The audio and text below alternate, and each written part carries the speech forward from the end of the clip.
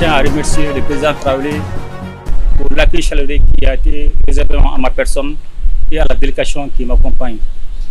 Aussi, je voudrais saluer les liens de fraternité et de bon voisinage entre nos deux États.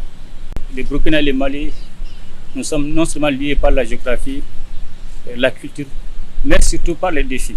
Nous avons fait le point de situation de notre coopération sur le plan bilatéral. Nous avons abordé les questions sécuritaires, les questions sur le plan de développement économique, mais surtout nous avons parlé des défis auxquels nous sommes confrontés et comment élaborer la stratégie afin de pouvoir gérer ces défis. Et nous avons aussi dégagé les perspectives orientées vers non seulement la civilisation de nos populations, mais surtout vers le développement socio-économique de nos États. La situation sécuritaire au Mali est sous contrôle. Comme on le dit dans les jargons militaires, les femmes gardent l'initiative sur le terrain. Le Mali vient de loin. Il fallait déconstruire tout un système qui nous avait été imposé. Et pour cela, il fallait adopter des postures intraitables et pour nous permettre effectivement de prendre notre destin en main. Aujourd'hui, force est de constater que les femmes sont déplacées sur toute l'étendue du territoire national. Et ça, c'est un premier aspect. Le deuxième aspect, aujourd'hui, il y a eu le retour de l'administration, que ce soit le gouverneur, les préfets, les sous-préfets. Et ça, c'est le deuxième aspect. Le troisième aspect, aujourd'hui, on est en train de faire revenir les services sociaux de base.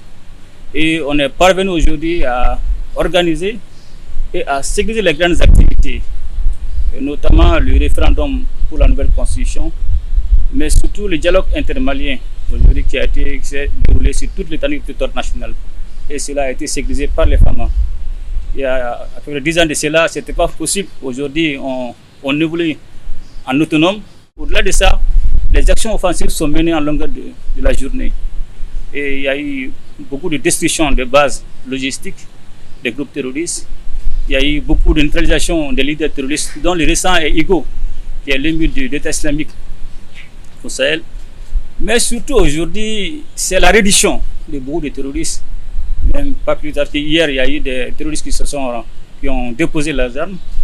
Malheureusement, c'est des enfants de 15 ans, mais c'est des guetteurs. Donc, force est de constater que la paix a changé de camp aujourd'hui au Mali. Et concernant le Sahel, je suis confiant et que la situation aussi est sous contrôle. Et quand vous regardez aujourd'hui avec la dynamique de la création de l'AES, mais le plus important, que les gens ne doivent pas perdre de vue, le Sahel a été un train d'affrontement des questions géoéconomiques et géostratégiques des pays étrangères. Et dont nos pays sont victimes aujourd'hui de ce train d'affrontement. Et quand vous regardez, cela s'explique aisément par la présence de différents groupes de terroristes qui sont soutenus. Ce n'est pas un secret, par des puissances étrangères. Mais aujourd'hui, nous avons pris notre destin en main.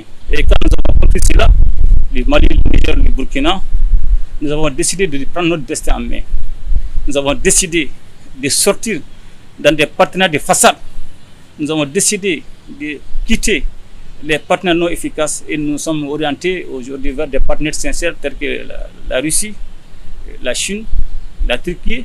Et cela nous a permis effectivement de nous équiper et de mener avec efficacité les opérations contre les groupes armés terroristes.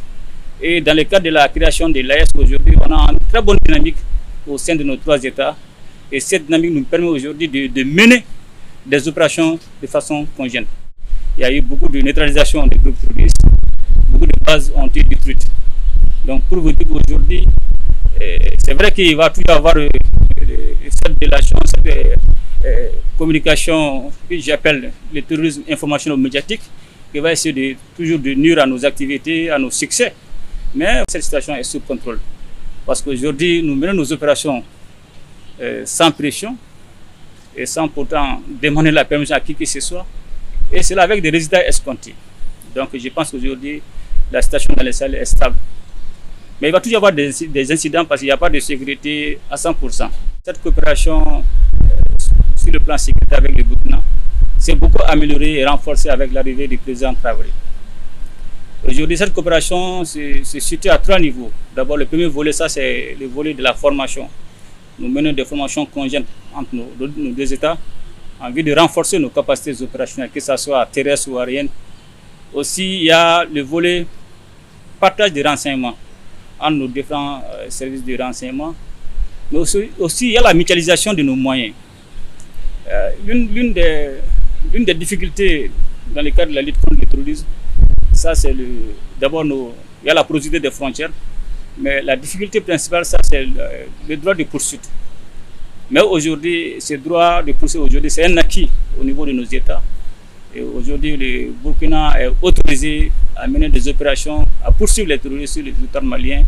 Et les femmes aussi sont autorisées à mener des opérations, à poursuivre les groupes terroristes à l'intérieur du Burkina Faso quand cela est nécessaire. Nous avons cette dynamique et que nous devons continuer à renforcer. Le terrorisme aujourd'hui est devenu un enjeu géopolitique dans la main de certains partenaires stratégiques. Ce défi de la lutte contre le terrorisme aujourd'hui qui est manipulé, financé par certaines puissances étrangères, aujourd'hui est loin de répondre aux aspirations de nos populations. Raison pour laquelle nous avons décidé non seulement, comme j'ai tantôt dit, de quitter dans des partenaires de façade, de s'organiser entre nous, de mutualiser nos moyens. Nous savons aujourd'hui qu'aucun pays ne peut faire face seul face à la menace terroriste. Nous avons besoin de mutualiser nos moyens, nous avons besoin de partager les informations. Vous le savez comme moi, il y a eu beaucoup de leaders terroristes qui ont été tués au Burkina, au Mali, au Niger.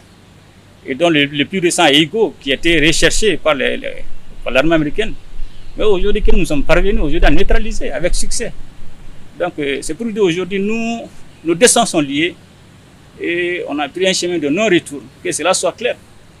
Nos destins sont liés et nous allons travailler à répondre aux aspirations de nos peuples, mais surtout faire intégrer les deux autres volets concernant la création de l'AES, qui est le volet de la diplomatie et le volet du développement. Comme on le dit, il n'y a pas de sécurité sans développement, comme il n'y aura pas de développement aussi sans sécurité.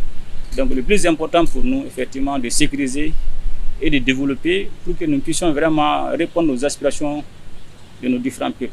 Quand vous regardez les trois pays de l'Est, le Niger regorge des ressources stratégiques comme le Mali, comme le Burkina. Et regardez en termes d'immensité. On ne peut pas parler de développement sans parler de l'agriculture, sans parler du commerce, sans parler des infrastructures et surtout de l'industrialisation. Aujourd'hui, nos experts sont en train de travailler et vont nous faire des propositions. Et nous allons voir dans quelle mesure nous allons mettre en œuvre ces différentes propositions pour le bien-être de nos populations.